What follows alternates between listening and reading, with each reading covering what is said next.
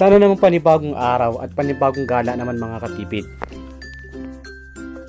Tara at puntahan natin ang isa sa pinakamagandang falls dito sa Iligan City.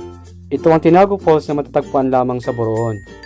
Pero bago kayo pumunta dito ay bumili na kayo ng pagkain sa labas dahil sobrang mahal ng mga pagkain dito sa loob. At ang entrance fee dito ay 60 pesos bawat tao. Mura na yun dahil may kasama na itong life vest. Buti na lang at simentado na ang hagdan at may mga nadidevelop pa silang mga establishment. Siguraduhin nyo lang na marami kayong dalang tubig dahil daig nyo pa ang nag-cardio ng 2 oras.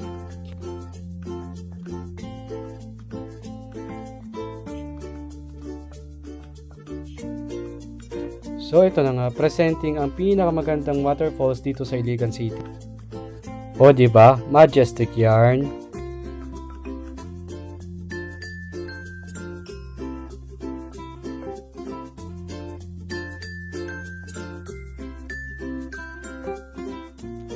Huwag ka na magtaka kung bakit paakyat ang daloy ng tubig dahil naka-reverse yan.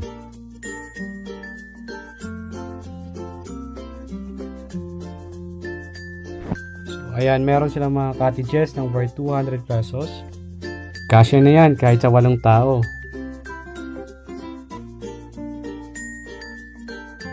Meron din silang infinity pool para sa mga bata. At mga watermelon cottages para sa mga gusto ng privacy.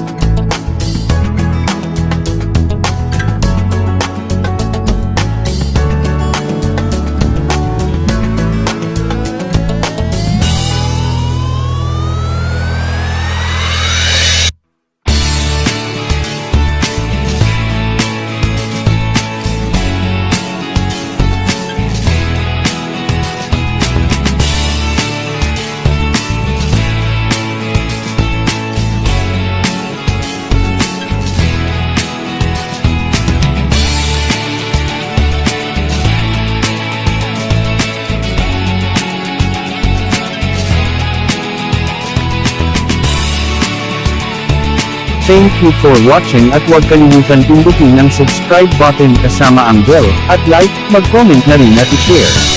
Maraming salamat. Salam.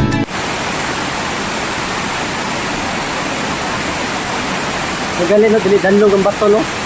Makuya, makuhan ba? Muna sila ganiha, diral kayo na abot. Sige. Kakada mo diral babaw daw, bidyuhan mo. Yan. Itong ganiha, diral, kamo to ganiha daw babaw, no? Saka mo, bidyuhan mo. Kami kagad ka na mag-vlog ba? Mag-vlog. Itong dito, kita niya tomiyan ba? Saka mo. Yeah? Oh. Yan? Oh.